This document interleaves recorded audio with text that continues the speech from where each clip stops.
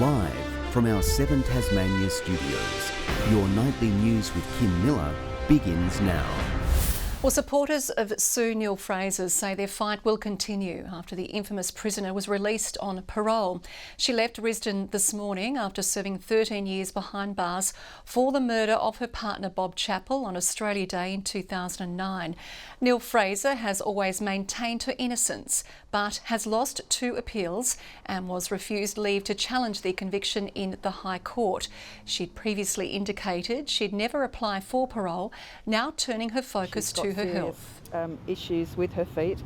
Hopefully that can be rectified now that she's out and she can get some medical treatment for that. The group says it remains committed to securing a commission of inquiry into her conviction. A Supreme Court jury has heard rivals seeking revenge over a Snapchat message led to the murder of a young Burnie father. More than 2 years after the death of 23-year-old Bobby Medcraft, a group of 5 is now facing trial over the brutal killing. All have pleaded not guilty. Lawyers ready for a long and complicated trial. But it was a simple social media message sent to the wrong person the Crown prosecutor claims may have been at the heart of this murder. It's a battle of 2 groups. Police broke up a feud earlier in the night, which had involved victim Bobby Medcraft. But the Crown alleges another group, now known as the Accused 5, hatched a plan to find out where Mr Medcraft lived, driving to his house. The victim attempting to flee. A car chase followed through Burnie. When the vehicle stopped, 3 of the accused bashed Mr Medcraft. Crown prosecutor Jack Shapiro stating others held Mr Medcraft's friend and girlfriend back from helping him. Then it's alleged Cody Christopher Sheehan pulled a sword. It cut through his pants, skin and flesh. It cut completely through his hamstring and the back of his leg, Mr Shapiro said. The injuries severing both main arteries. Crown prosecutor Shapiro says his case will prove all 5 are guilty. They're all there together, they're all helping each other, they're all guilty of murder. These are the claims the defence counsel will dispute. Craig Richardson is appearing for Mr Sheehan, the man who the Crown says delivered the fatal chop to the back of Mr Medcraft's leg, claiming Mr Medcraft's group also had knives, a battle axe and his client was acting in self-defence. Defence also arguing Mr Medcraft's group is associated with the Bandidos motorcycle gang and they were trying to incite fear. Other lawyers claim their clients were also acting in self-defence, with 2 saying their defence will prove their clients didn't lay a finger on Mr Medcraft. The trial continues. Talia Jordan, 7 Tasmania News. A Launceston man has died after falling from a yacht anchored off the state's north coast last night. Police and rescue crews were called to Badger Head just before midnight. Investigations are continuing into the circumstances, but at this time there is no reason to believe there's any suspicious circumstances. An 18-year-old woman related to the victim also fell overboard but managed to make her way back to the vessel and raise the alarm. The 59-year-old from Punchbowl, believed to be the skipper, was located in the water around 2:30 a.m. Tasmania's coroner has confirmed work has begun on the Hillcrest tragedy inquest ahead of the first public hearing. A case management conference will be held in Devonport's Magistrates Court in a fortnight. Coroner Olivia McTaggart says she's received a large volume of evidence from police, including witness statements, forensic reports, video footage and photographs. A report from a weather expert is also expected to be provided soon. Ms McTaggart confirming she's visited the site and is in regular contact with WorkSafe Tasmania, which is conducting its own inquiry. Public sector employees and the state government are a step closer to a new pay deal after an offer was submitted last night. Unions say it's an improvement over the previous approach, but there's still more to be done before an agreement is reached. The state's biggest employer puts forward what it hopes is a pleasing pay proposal. The government, faithful to our word, has been consistently negotiating in good faith, and we're pleased that other unions are doing likewise at the moment, and that's how it should be. On the table is a 3.25% pay rise for this year, followed by 2 years at 3%. Low-income workers would also receive a $500 base salary boost, along with a one-off $1,000 cost of living payment.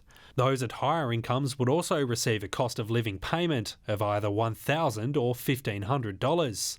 It's an improvement from the average of 2.5% over 4 years presented a fortnight ago. It is disappointing from our perspective that what the government has done in terms of the offer that they've made around wages is pick winners and losers. Unions and government negotiators will spend 2 years hammering out the details of each sector before a proposal is placed in front of members. For example, in ambulance, we want to address issues like missed meal breaks, fatigue, overtime, staffing levels, etc. Just like in other areas, we want to deal with some of the retention issues, having competitive salaries and competitive classification structures so that we can retain and attract people. Unions have agreed to drop most of their industrial action during that period. However, child safety workers will still walk off the job for a half day tomorrow. They're still failing to address the issues that are being raised around conditions, around safety, around the appropriate amount of staff to do the job and the ability of public sector workers to do their job. The job now, sorting out a deal. Josh Duggan, 7 Tasmanian News. Meanwhile, concerns are being raised over understaffing at Tasmanian police stations. Newly released data shows Hobart's facilities failing to meet minimum staffing levels more than a quarter of the time. Government is failing to meet its own agreed safe staffing levels for our 24-hour stations, and in failing to meet that, it means that it's drawing away from our other regional stations. Labor says more than 1 in 10 police officers are off work on a workers' compensation claim. We're also working towards country station relief as well as safe staffing levels at our 24/7 police stations. Minimum staffing levels were introduced in July. Lock up, tie up and be prepared. That's the warning from the Bureau as we face severe weather this week. Damaging winds up to 90 kilometres an hour are forecast for King Island tomorrow, along with parts of the west, northwest and central plateau regions. The winds will ease on Thursday before the rain arrives. More than half of the state's expected to reach somewhere between 30 and 60 millimetres of widespread rainfall. We might see isolated heavier falls to around 100 millimetres or so about the western tiers. River flooding is also expected towards the end of the week. The State Emergency Service encouraging Tasmanians to locate their flood plan. It can be very simple as far as securing furniture in the garden, tying down trampolines and clearing gutters and drains so that any water that does fall can flow away easily. We're also urged to stay up to date via the Tas Alerts website. Road users are being urged to respect cyclists in a new statewide safety campaign. The ad reminds drivers to be safe around vulnerable riders, give adequate space while passing and cut back on acts of aggression. It doesn't matter whether you're a pedestrian, whether you're a rider, whether you're a motorist. We all have to look after each other on the roads. We're all just Tasmanians trying to get from A to B, and it shouldn't matter what method we use to get there. The campaign is being rolled out across television and social media from tomorrow. Army cadets from across the state have descended on Buckland for the Exercise Devil 22 field program. The young troops undertaking realistic scenarios to challenge their leadership, navigation and first aid skills. Blending in with their surroundings, 227 Australian Army and Navy cadets competing for the Governor's Trophy in the annual field exercise. My mum was in Army Reserve and I've always wanted to be in the Army. This covers their fieldcraft aspects, their patrolling, their navigation through, first aid scenarios. The 5-day program led by senior cadets. I bridge the gap between cadets and staff. I plan and facilitate major activities. We hang back and only provide guidance and mentoring as we need. It's a chance for the juniors to put a year's worth of training to the ultimate test. Sierra 8, this is 0 Alpha. I'd like you to move to grid 584 9R6 I love being outfield. I just find leading sections and just being out doing nav and raytail. One activity includes a game of toxic waste where we set the cadets up to fail and they become the first aid scenario for another section to respond to. After 16 hours of physical endurance, cadets will bear the brunt of chilling temperatures, sleeping in open-ended hutchies and tents. It's no doubt this field exercise requires significant mental and physical strength. The AFX always on the hunt for new recruits who feel up to the challenge. The juniors departing on Friday, while the seniors stick around to train alongside the Melbourne University Regiment. Brianna Boylan, 7 Tasmania News. A local employment solution company is celebrating a milestone and a birthday. In its first year of operation, the Glenorchy Jobs Hub has connected 500 previously out-of-work people into employment in the area. Transport is often a barrier to people getting to work, so it's really important that we can connect local people with local employers. Wherever we can get people into work, we give them the chance to be independent. Without work, nobody's got any independence. There are 50 employers working with the hub to accept applicants.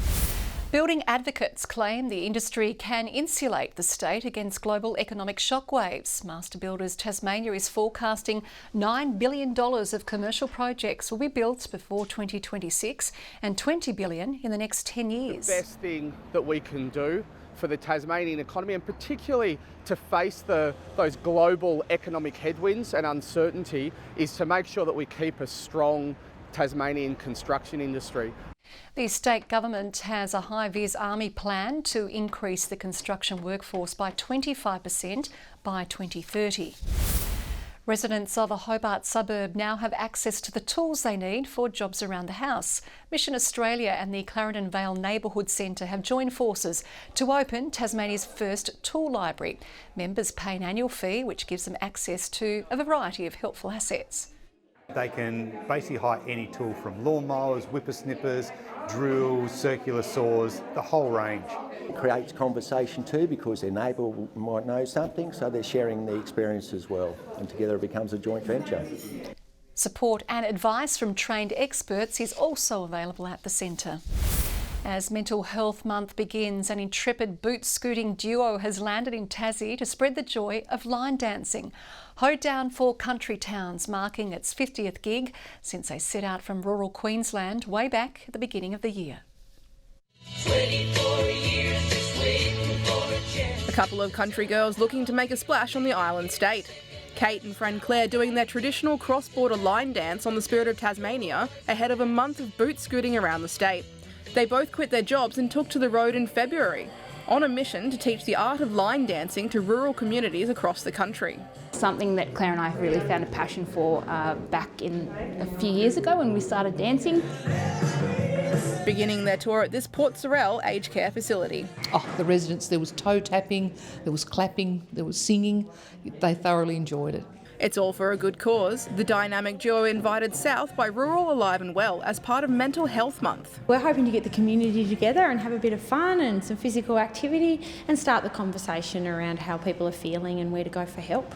The whole point of our trip is just to bring people together, and line dancing is a really fantastic way to do that. It is such an inclusive type of thing that when you can get everyone up and moving together.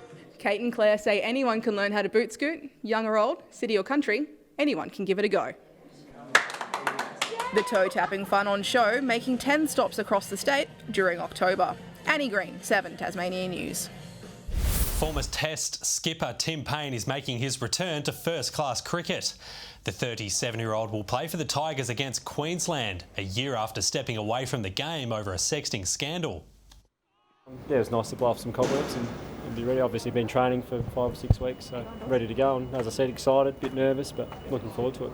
The Tasmanian side will be better for that, and I think Australian cricket's better for having Tim involved in a playing capacity.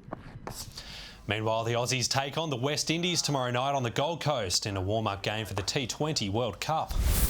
Meanwhile, Nicola Carey's century has helped Tasmania start their WNCL title defence in style against Victoria. Bowling first, Heather Graham took 4 wickets, including the scalp of Elise Perry. The Vics eventually making 8 for 279 from their 50 overs. In reply, a first wicket partnership of 95 put the Tigers in prime position. Carey, though, was the star, hitting 8 fours and a 6 on her way to making 101 not out off just 83 deliveries. Nicola Carey has looked absolutely sensational today. and will get the single for the 100. Runs it hard. Tasmania chasing down the total with 13 bowls and 5 wickets to spare. Jack Jumpers coach Scott Roth admits their defensive game needs work, calling the side's performance in last night's loss to Cairns undisciplined. After a tight first half, the Taipans produced a 3-point barrage in the third quarter, eventually running out 22-point winners. Reality is biting 2 games into season 2. You got to embrace the struggle, and our defence is obviously nowhere near where it was last year for whatever the reasons may be. It started well for the Jack Jumpers, making up for their cold first quarter against the Phoenix. Weeks always shoots with confidence. Leading by 8, they look to have dusted off the cobwebs. The Taipans, though, regrouped. Deng turns the corner. I feel it. And was suddenly in front. Tasmania finding some magic on the halftime buzzer to level up. Out for Krislovic, he's done everything. Why not finish the first half with a bomb? The third, a horror show at both ends for the home side. Cairns dealing some venom from the 3-point line again and again and again. Hogue. That 3-ball is a thing of beauty. The Taipans 9 from 13 at the arc, a 39-17 quarter overall, also causing problems at fouling. Undisciplined defence across the board, and it's going to have to be a work in progress. The Jack Jumpers got within 10 in the final turn, but Cairns were too strong. The team confident it will turn around. High character guys. A lot of people have been through a lot of stuff in their life and in their basketball career, so I have a lot of faith. John Hunt, 7 Tasmania News. Good evening. Hobart felt the chill of the southerly stream today, just 12 degrees. Launceston and Burnie both 15 and Devonport 17. Some temperatures up to 6 below average. Low Head 16 degrees, Strawn and the Bass Strait Islands 15, St Helens, Friendly Beaches and Ooze 14 degrees and Liawinia low with -2. Patches of cumulus and stratocumulus cloud over us today. A veil of high cloud approached from the northwest later.